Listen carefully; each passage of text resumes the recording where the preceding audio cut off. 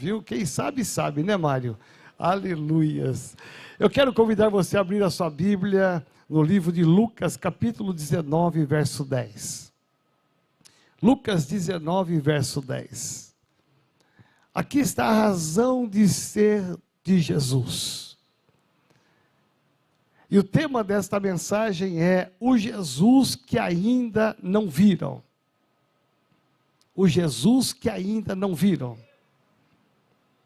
E você vai entender o porquê do tema dessa mensagem que Deus colocou no meu coração, que em muitas das nossas igrejas estão sendo ministradas essa palavra. E Lucas capítulo 19, verso 10 diz assim: porque o Filho do Homem veio buscar e salvar o perdido. Será que nós podemos falar juntos?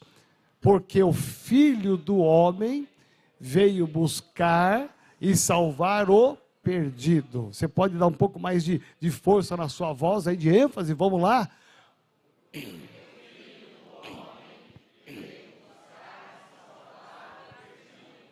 Jesus poderoso. Quer ver como as mulheres são melhores? Vamos lá, só as mulheres, quer ver?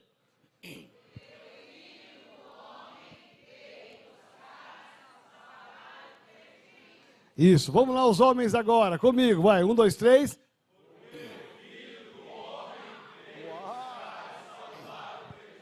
Olha, mulheres, eu acho que vocês perderam feio, viu? Agora vamos todos juntos, se você puder fazer de cor, melhor, tá bom? Vamos lá? Porque o Filho do Homem veio buscar, salvar o que havia perdido. Isso. Você pode aplaudir ao Senhor?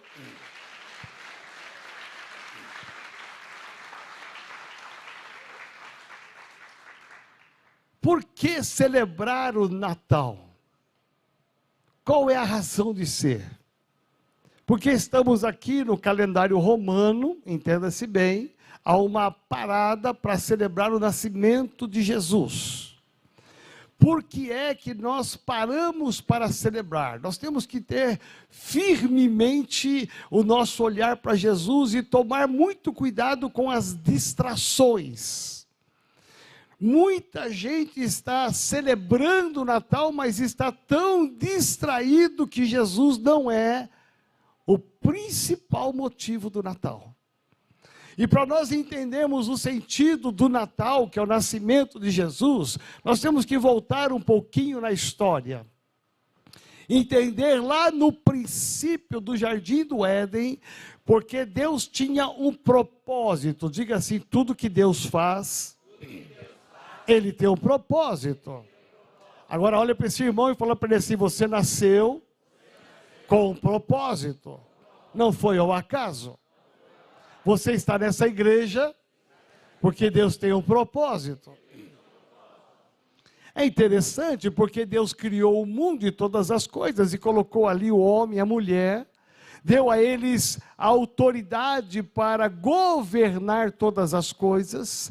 Então, havia um propósito no coração de Deus. Deus não criou o mundo simplesmente por criar, não criou o homem e a mulher por criar. Havia um propósito, mas esse propósito foi quebrado com a entrada do inimigo, que fez trocadilhos com a verdade de Deus, enganou a mulher, enganou o homem, ambos foram enganados, e ali quebrou o propósito de Deus. Diga assim, mas Deus não desiste. A Bíblia vai falar então em toda a história, vai contar e compartilhar a história de um homem agora errante, um homem pecador. E você vai desde Gênesis até o livro de Malaquias, que é o último dos profetas, e você vai perceber todas as tentativas da paixão, da compaixão do amor de Deus, de resgatar o homem que estava tão longe dele. Mas os profetas, os sacerdotes, os príncipes, todos eles tiveram uma participação ativa nesse projeto de Deus, mas o homem continuou ainda longe de Deus. O livro do profeta Malaquias, que é o último livro, ele vai relatar o quão distante o homem estava de Deus, em todas as áreas. Os sacerdotes tinham se desviado, os príncipes estavam afastados de Deus, o povo estava perdido numa cegueira absoluta, perdidos na fé, perdidos na religiosidade. E o livro de Malaquias vai relatar o caos da existência humana, o caos da fé, os desvios da fé, o caos e a corrupção do homem sem Deus. O profeta Malaquias termina o livro e antes de começar o nascimento de Jesus, antes de entrarmos no Novo Testamento, há um período chamado, um período que fala de 400 anos, diga assim bem forte, 400 anos. É pouco ou é muito? Eu acho que você não vai viver 400 anos, vai? Você pode até se esforçar, mas não vai não, viu? 400 anos passaram gerações. E Malaquias, quando termina, algumas Bíblias de papel, que hoje caiu em desuso, algumas Bíblias de papel têm bem no meio dela 4 páginas em branco. E essas 4 páginas em branco, elas têm uma conotação, elas têm um propósito. Foi colocado ali intencionalmente para que a humanidade que viria posterior, que somos nós e todos os outros que já passaram, pudessem entender que houve 400 anos de trevas, 400 anos em que o homem virou as costas para Deus e viveu na corrupção, na incredulidade, viveu buscando outros deuses e vivendo uma religiosidade falsa. 400 anos. Quando Jesus chega, é esse o estado da humanidade. Aqui dá para você entender o porquê que muita gente rejeitou Jesus. Porque muita gente não viu em Jesus a mensagem da salvação que eu e você encontramos. Porque o mundo estava tão distante, os homens estavam tão distantes, havia religião, estavam ali os saduceus, os fariseus, os zebuleus, eles estavam ali que eram os religiosos da época, mas mesmo assim a religião ainda os induzia para ficar longe de Deus, era o caminho do erro, o caminho do pecado. Então, quando Jesus chega, por isso que Isaías vai dizer que o mundo estava em trevas, diga assim, trevas, oposição à luz. É impressionante porque quando Jesus chega, é esse o palco histórico religioso daquela época. Por isso que aqueles homens que entenderam as palavras proféticas de Isaías, de outros profetas, que anunciaram 800 anos antes que viria o Messias e que ele nasceria para mudar a história da humanidade. Aqueles homens que entenderam, que guardaram, que foi passado de geração em geração, e que não se contaminaram, que não se envolveram com esse mundo caótico de pós-Malaquias, foi este mundo que Jesus chega, e quando ele chega, alguma coisa acontece. Diga assim, quando Jesus chega, alguma coisa acontece. Deixa eu te falar algo importante. Quando você tem o coração voltado para Jesus Cristo, todos os dias tem que acontecer alguma coisa. Presta atenção no que eu vou te dizer. Muita gente corre o risco de cair na religiosidade. O que é religiosidade? Fazer tudo o que tem que ser feito da fé, mas não tem sentimento, não tem paixão, não sente. Você faz tudo, você vem para a igreja, você dizima, você oferta, você vai para a célula, mas você perde aquela paixão. É como se fosse uma rotina. Assim como você tem que levantar, tomar um café, almoçar, jantar, parece que vira uma rotina. Isso se chama religiosidade. Amém? Então diga assim: fora de mim, todo espírito de religiosidade. É isso que vivia o mundo naquela época. Eles estavam tão longe, numa religiosidade que parecia que estavam buscando a Deus, mas não estavam. Parecia que eles estavam na luz, mas estavam nas trevas. Então, quando Jesus chega, ele traz um impacto, porque Jesus nasce como um propósito de Deus. Então, diga bem forte: Jesus é a intenção clara, objetiva de Deus em resgatar a humanidade.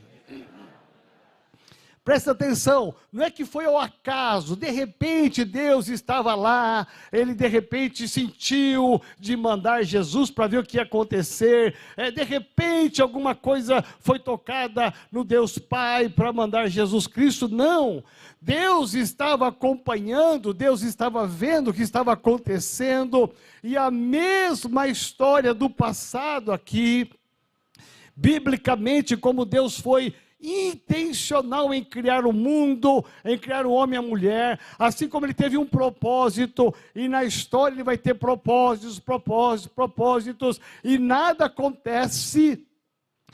Quando ele manda Jesus Cristo, alguma coisa acontece. Olha para o seu irmão e diga assim: com Jesus, tudo vai mudar. É impressionante, porque Jesus não veio trazer mais uma religião. Jesus não veio fundar uma igreja. A igreja de Jesus, embora existam igrejas com a placa Igreja de Jesus. Jesus não veio trazer uma doutrina, embora nas suas falas, naquilo que ele ministrou, você extrai algumas doutrinas, mas ele não veio com a missão de trazer doutrina, ele não veio com a missão de trazer costumes, embora algumas igrejas usem costumes. Jesus não veio trazer costumes, Jesus veio como um propósito de Deus, uma intenção clara de Deus. Eu amo esse mundo de tal maneira que eu vou dar. Há uma intenção na dádiva de Deus.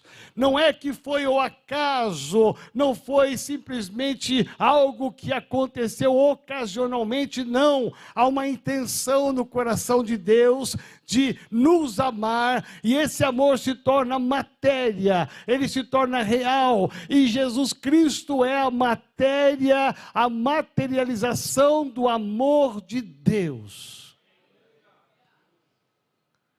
Quem viu o nascimento de Jesus? A Bíblia fala que no céu, olha só o impacto que houve. No céu houve festa e os anjos glorificaram ao Senhor. A Bíblia fala que os anjos, apareceu um anjo aos pastores, e os pastores foram até a cidade. A mensagem é o seguinte: procurem o menino, porque ele já nasceu, ele está numa manjedoura. Vamos parar para pensar um pouquinho aqui. Normalmente, naquela época, manjedoura era alguma coisa comum. Não era assim, não tinha uma manjedoura, não tinha duas manjedouras, tinham várias manjedouras, haviam vários lugares iguais. Mas veja que o anjo disse: vão lá e procurem que ele está na manjedoura. E foi lá que os pastores encontraram o menino Jesus, que eles puderam ver o menino Jesus. Então diga assim: os pastores, eles viram o menino Jesus. Os anjos viram o menino Jesus. A Bíblia fala que os magos, os 3 reis magos, eles seguiram uma estrela.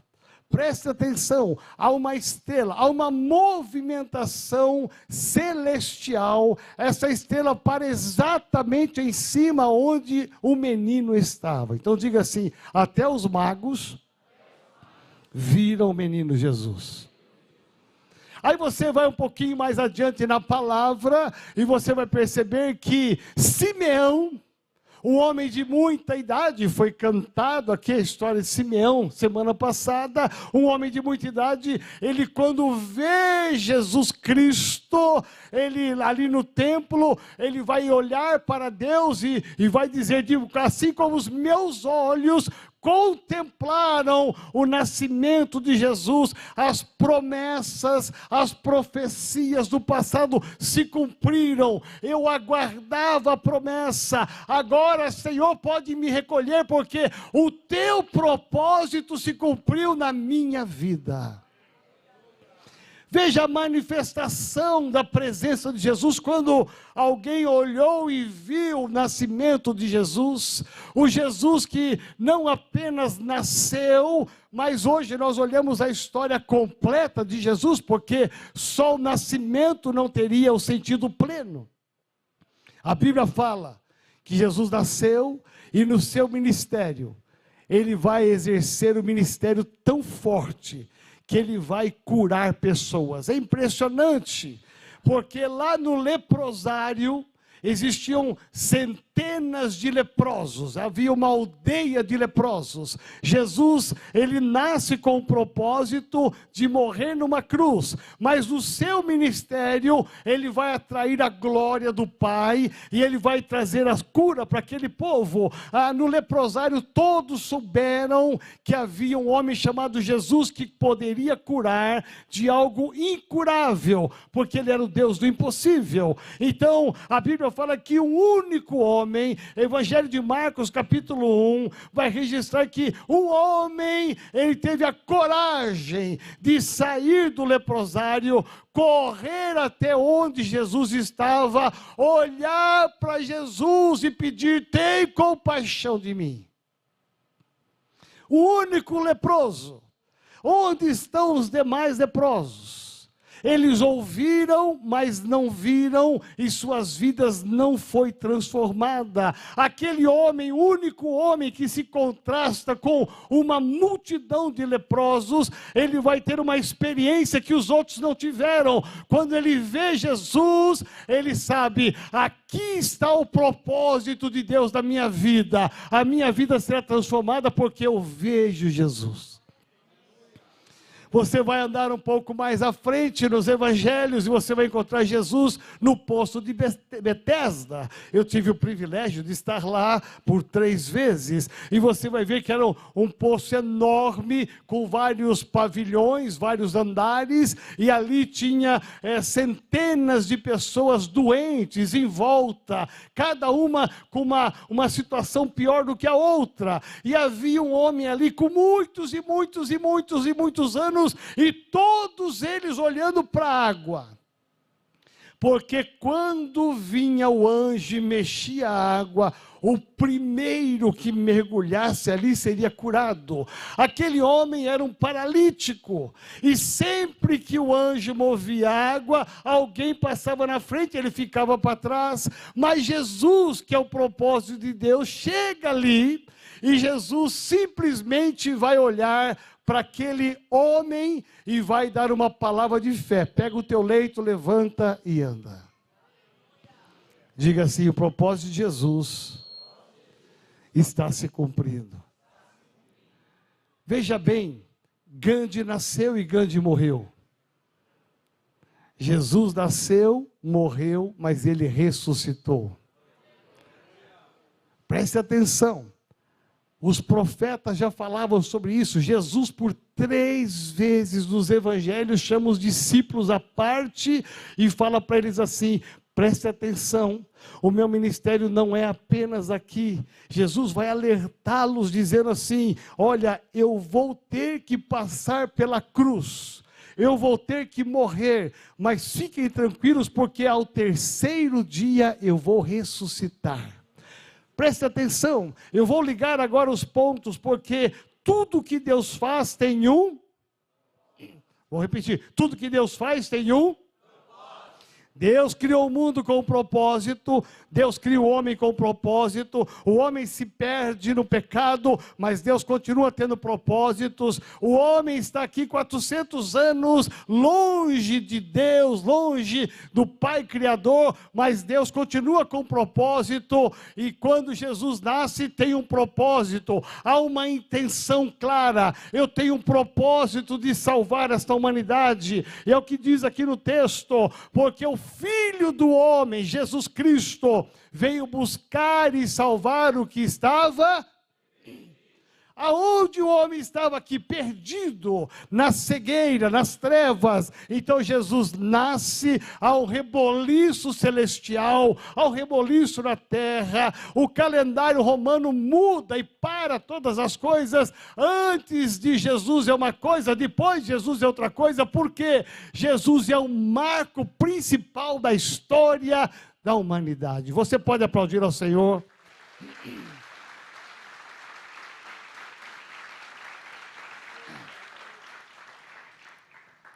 Os anjos viram, os magos viram, os pastores viram, aquele leproso viu, aquele homem paralítico viu, e todos eles que tiveram uma visão de Jesus, eles foram transformados. Diga assim: com Jesus, tudo se transforma. Deixa eu te falar, eu não creio no evangelho do fracasso.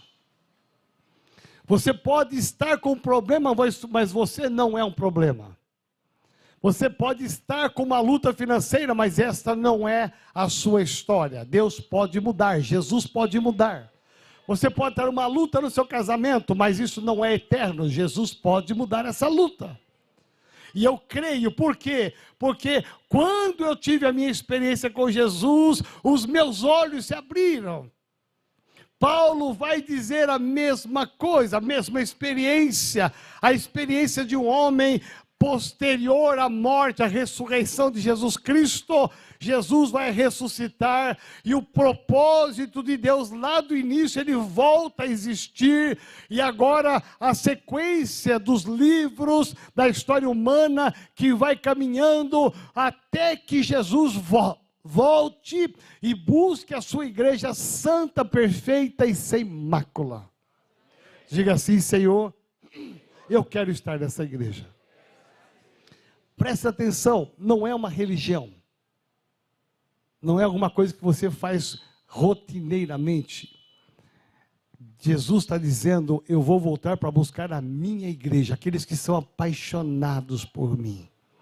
Aqueles que têm sentimento, aqueles que vivem diariamente uma experiência nova, uma experiência de fé, aqueles que vivem verdadeiramente, intensamente a sua fé, a sua paixão. Jesus Cristo vai tocar agora a vida de um homem chamado Saulo, vai ser transformado em Paulo, e Jesus vai usar este homem para levar a mensagem não somente aos judeus, mas agora aos gentios. E se nós estamos aqui hoje é porque um dia Deus, com o propósito, Deus derruba aquele homem do cavalo, Deus faz com que ele tenha uma experiência, para que ele pudesse abrir as portas aos gentios, e pudesse chegar o evangelho até nós, e hoje nós olhamos para o futuro e enxergamos, Jesus está voltando.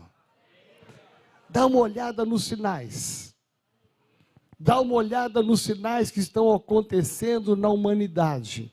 Quantas coisas que você sabe, quantas coisas que você não sabe. Quantas coisas estão sendo filtradas pelos veículos de comunicação, não só no Brasil, mas mundialmente. O que está por trás de todo o contexto político, meu irmão, econômico? Preste atenção, existem muitas coisas por trás.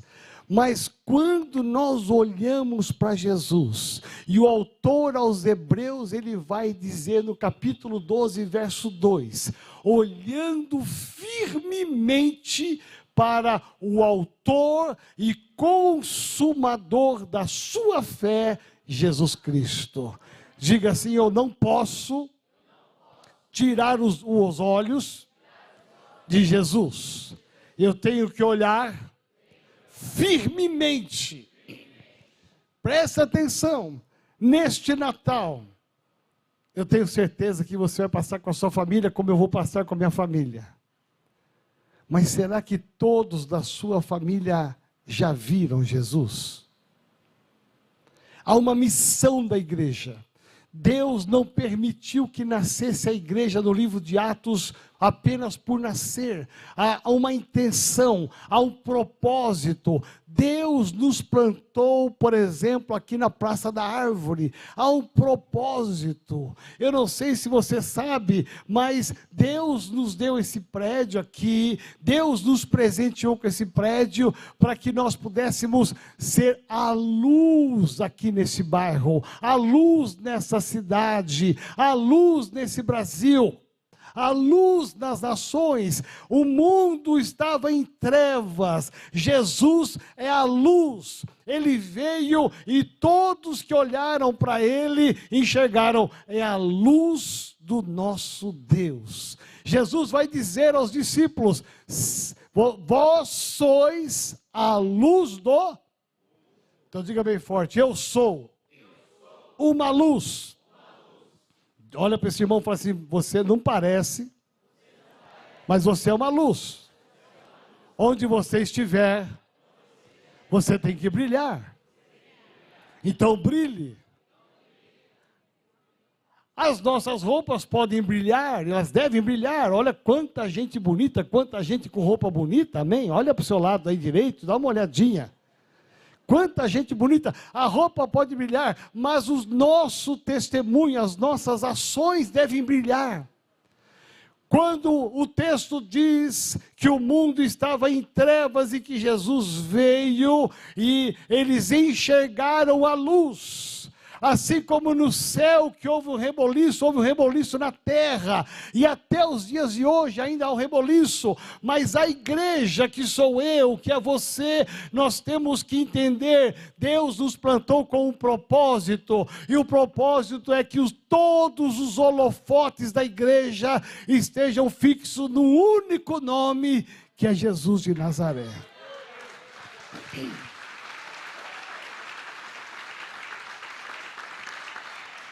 Quero te convidar a ficar de pé.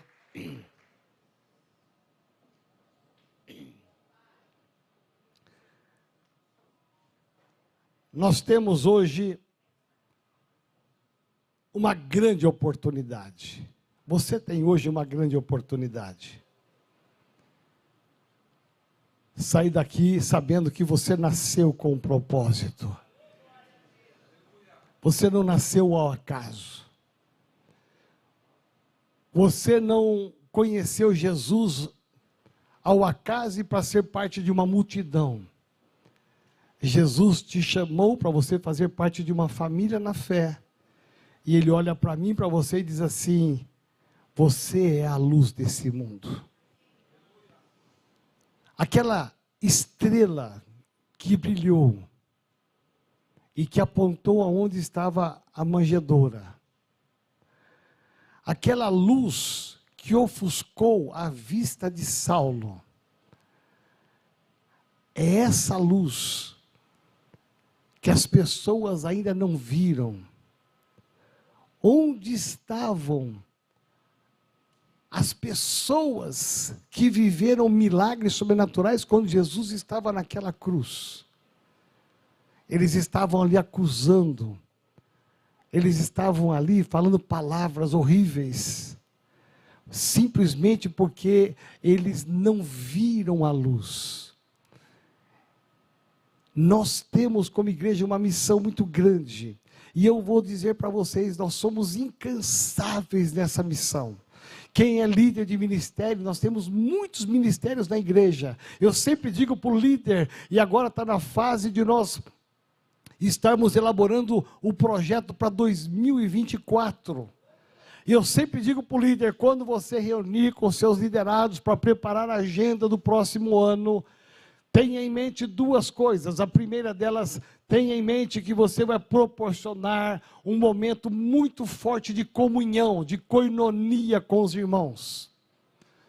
Mas tenha muito forte um propósito. O propósito é salvar aquele que está perdido. levar à luz aquele que precisa ainda enxergar, sair da religiosidade, sair das distrações desse mundo, sair das distrações até mesmo do Natal, com trocas de presentes. É muito bom ganhar presentes, comprar roupas novas é muito bom. Aliás, os veículos de comunicação disseram que nunca se gastou tanto no Natal como esse ano. Uau! Os shoppings abarrotados, não tem mais nada. Muitas lojas pela internet esgotado, tudo esgotado. O povo saiu gastando. Sabe por quê? As distrações. Não é que não é para você gastar, mas veja como que é uma distração. Você já foi no supermercado ontem? Você viu como é que estava fácil? Estava fácil. Tem gente querendo pegar de tapa lá, né?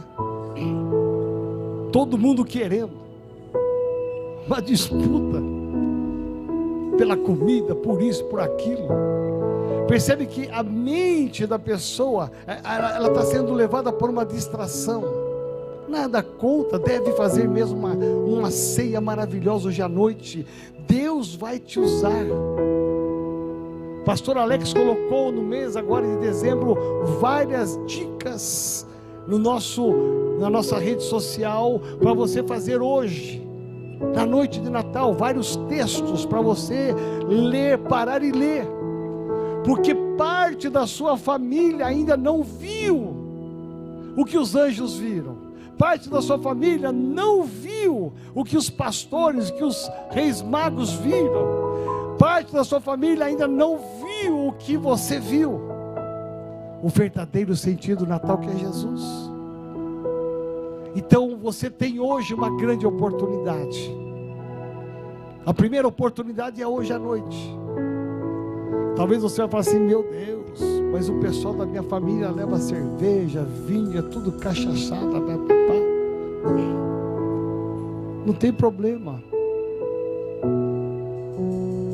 Aqui nesse altar subiu um homem embriagado. A filha dele está aqui, eu acho. Ah, não, ela não parece, mas não é. Subiu um homem embriagado num dos nossos cultos pela manhã. Quando eu fiz um apelo para aceitar Jesus, esse homem estava embriagado no meio da congregação.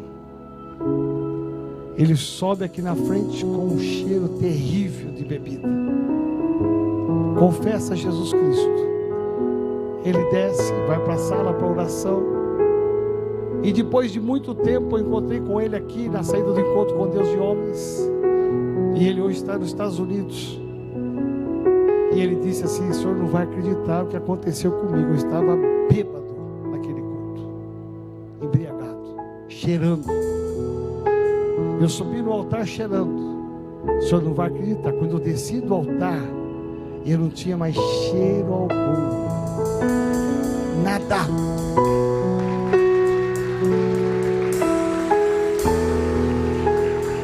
Sabe por quê?